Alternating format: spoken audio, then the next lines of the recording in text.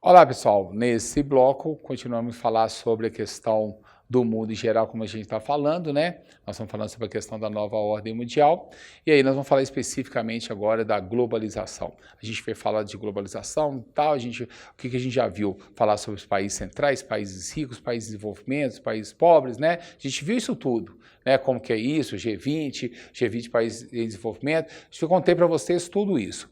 Então agora nós vamos falar a questão do mundo globalizado, nesse mundo globalizado, né, que prevê o quê? Integração do mundo, um comércio sem fronteiras, né? Um comércio feito pela internet, que vai usar a ferramenta internet assim, prevê que da sua casa você compra produto na China, entendeu? Então o mundo globalizado, no mundo globalizado, preste bem atenção uma coisa, não cabe política protecionista. Então, o que o Trump está fazendo, por exemplo, de política protecionista, é errado no mundo globalizado. Você vai proteger seu produto, falar que seu produto é melhor, que vai vender mais caro, porque você tem que comprar produtos dos outros, que é mais barato, porque são piores, porque soja, café, não. Pode até comprar questão de mais barato, mas sem proteção, sem aumentar a taxa dos produtos que você compra lá no seu país, certo? Evitando que os outros países cheguem lá nos Estados Unidos. Protecionismo não combina com globalização. Só no mundo do Trump que cabe. É o mundinho de Trump que cabe isso aí, ok? A política econômica da globalização que tem no mundo hoje, que praticamente os países adotam, e aqui no Brasil também é adotado, principalmente com os novos governos que chegaram, é a política, né, que você pode ver com o ministro da Economia nossa, e fala o pessoal sempre nele, do questão do Paulo Guedes, é a política econômica neoliberal, neoliberalismo, que começou na Inglaterra, em 1979, com a Margaret Thatcher, tá, na Inglaterra, e depois foi passando para a questão dos Estados Unidos, na época do Ronald Reagan, e depois ficando praticamente quase que o mundo hoje todo é neoliberal. No Brasil também o governo é neoliberal. No Brasil, ela chegou aqui no governo Fernando Collor de Mello, de 90, ele ficou até 92, quando sofreu o impeachment, né? Depois de Itamar Franco continuou com a política neoliberal, aí você tem o Fernando Henrique também com a política neoliberal. O Lula fez um governo um pouco mais trabalhista, menos neoliberal. A Dilma até agora a gente não sabe o que foi, é verdade. Aí já volta o Temer com a política neoliberal e o Bolsonaro de características neoliberais também, ok? E no governo neoliberal, o que você prevê? Pouco, isso aqui vai ajudar muito para você entender até a questão de reformas, e que está o governo pretendendo e tudo mais. Pouca intervenção do governo no mercado de trabalho. Quanto menos o governo intervir, melhor, tá? As intervenções têm que ser mínimas. O governo deve deixar o mercado agir livremente, tá certo? Deixa. O governo intervém em algumas coisas? Lógico, intervém no preço do remédio, preço da gasolina, na taxa de juros. Há intervenções do governo, sim. Mas, segundo pela política neoliberal, deixa tudo aberto, como se, por exemplo, os Estados Unidos. Para um país pobre nosso, não funciona, não. Tá? O governo tem que realmente regular algumas coisas, porque senão ficam os preços, o pessoal aqui aumenta preço demais, o pessoal é muito abusivo aqui os preços, tá? Política de privatização de empresas estatais, privatizar empresas, o governo não tem que ter empresa, tem que vender as empresas. Quanto menos empresas o governo tiver, o governo de Minas Gerais pensa em vender as centrais elétricas, a CEMIG, que é um governo estatal, o governo do Rio de Janeiro também pensa dessa forma. Já se falou até de vendas de Petrobras, de Caixa Econômica, de Banco do Brasil, tá? Então, quanto menos empresa o governo tiver, melhor. Posição contrária aos impostos e tributos excessivos, ou seja, diminuir os impostos para eles, empresários, para as pessoas, a burguesia, que comanda. Lógico que eles falam isso até em nome da população também. Se a população pagasse menos impostos, ela gastaria mais. Mas o objetivo maior é para eles, tá? Quanto ao controle de preço dos produtos e serviços por parte do Estado, ou seja, lei da oferta e da procura. O governo não intervém e deixa o mercado agir livremente, através da lei da oferta e da procura. Se eu tenho muito produto e pouca procura, ele vai diminuir de preço. Se eu tenho muita procura e pouco produto, esse vai aumentar de preço. é a lei da oferta e da procura, é assim que o pessoal quer que seja, o mercado regulamenta. Nós no Brasil, a grande parte nossa, a gente está fazendo isso aí, lei da oferta e da procura. Você tem um período de panetone no final do ano, que no meio do ano já não é muitas coisas, você tem um período da Páscoa com chocolate, que depois ele já vai diminuindo um pouco o valor. Então, a lei da oferta e da procura. Flexibilização das leis trabalhistas, aí é terrível, né? Tirar direitos dos trabalhadores mesmo, porque muitos direitos acabam atrapalhando o progresso da empresa e poderia gerar empregos, né? Fazer, por exemplo, o fundo de garantia ser opcional, não ter, às vezes, a questão do 13º, ok? Então, tirar algumas coisas, licença maternidade de 4 meses diminuir para 3, certo? Diminuir algumas coisas. Então, as garantias que o pessoal conquistou aí com muito custo, tirar algumas dessas leis trabalhistas.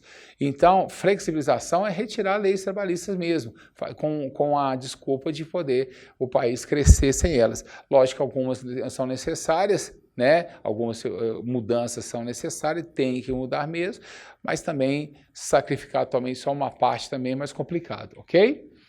Aí está o mundo globalizado, né? Bem-vindo ao mundo globalizado. Aí entrada pela porta de serviço, porque o mundo globalizado se dizia que é para todo mundo, tá? Mas as pessoas mais pobres e humildes, não, né? Então o mundo globalizado ele favorece quem? Os países mais ricos, favorecem a eles. Eles têm mais tecnologia. Eles obrigaram o mundo a ser globalizado, todo mundo, mas nem todo.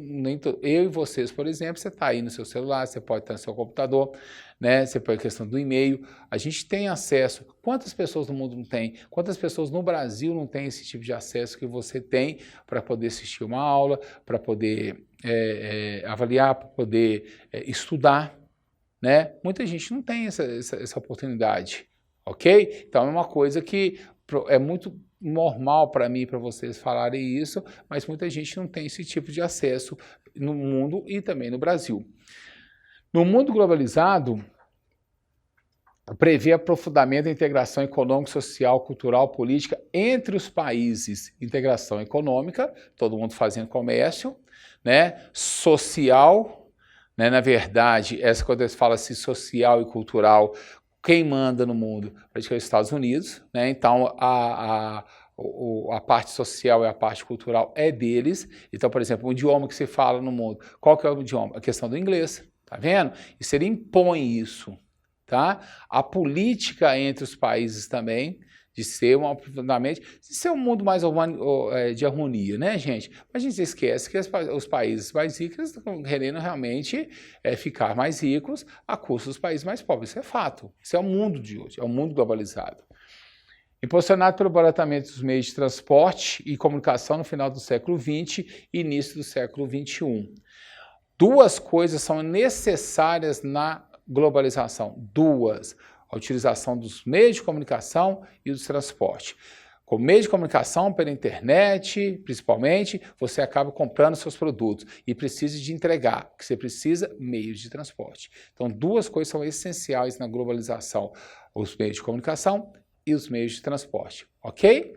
E privilegia principalmente o quê? As marcas. No mundo globalizado, a marca, o monopólio, o capitalismo monopolista, ele é maior, ele é visível. Então, por exemplo, você olha uma marca dessa aqui, por exemplo, qualquer uma dessas marcas, você está sabendo por quê.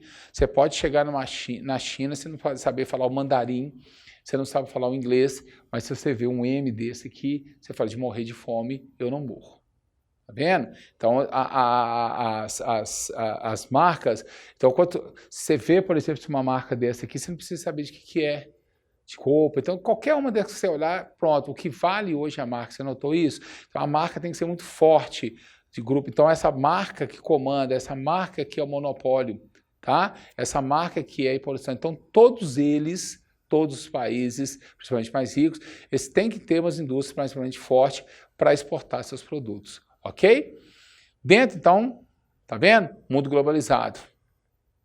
Causa desigualdade social, tá? O que privilegia é a marca, o que ele usa principalmente? A internet e os meios de transporte. Lógico que tem contestação sobre eles, os chamados movimentos de antiglobalização, Tá? Esses movimentos de antiglobalização é um movimento que acontece no mundo todo. Cada passeata que você vê aí, cada revolta que você vê, é considerado movimentos antiglobalização. Você vê, por exemplo, na França aconteceu protestos, né?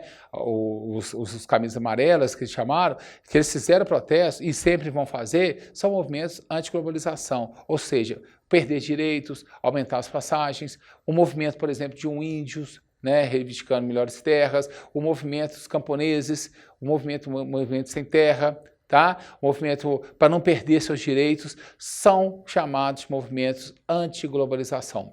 Nesse movimento anti-globalização, o que acontece no mundo todo, e até nos Estados Unidos também, fala que, por exemplo, que com o mundo, quando começou a ser globalizado, as empresas estão dando forma ao mundo de acordo com seus interesses econômicos. Então, não falei com vocês que a marca aqui é o interessante? O que eles colocam? Disparidades sociais, que as empresas têm causado isso, além de promovido a degradação ambiental. Não falei com vocês na China como que eles chegaram e desmataram tudo? Vendo? A disparidade social aumentou? Sim. Então, esse movimento é um movimento porque fala que globalização causa isso, desmatamento, desigualdades sociais. E eles usam também a internet, né? Apesar de criticar a internet, né? Eles usam a internet também para reivindicar o que eles acham que deve ser reivindicado. Por isso que eu falei que movimentos anti-globalização são heterogêneos. Então, qualquer desses movimentos que eu falei com vocês, de posse de terra, da questão dos índios, né, das pessoas até de uma classe média, tá? Reivindicações, passeatas, revoltas, né? Praticamente nem sempre é com violência nem nada, são movimentos chamados de antiglobalização, porque segundo a antiglobalização, você vê as marcas novamente, né? Se você olhar, por exemplo, você vê a questão das marcas, essas marcas de grandes empresas estão causando a desigualdade. Esse é o grande problema do mundo. Então, o mundo hoje, no mundo globalizado, no mundo de uma nova ordem mundial, o que a gente está vendo? Degradação ambiental, disparidades sociais, ok?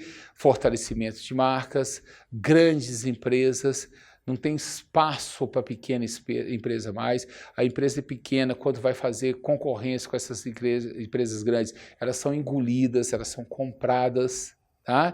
Então, o mundo ficou um mundo mais praticamente monopólio. Cada dessas grandes empresas quer o quê? Dominar o mercado, dominar o mundo na sua área, ok? Todos eles pensam assim. Então, é muito difícil uma pequena empresa sobreviver no mundo globalizado que está acontecendo hoje, ok? Avalie a aula, certo? E até o próximo bloco. Tchau!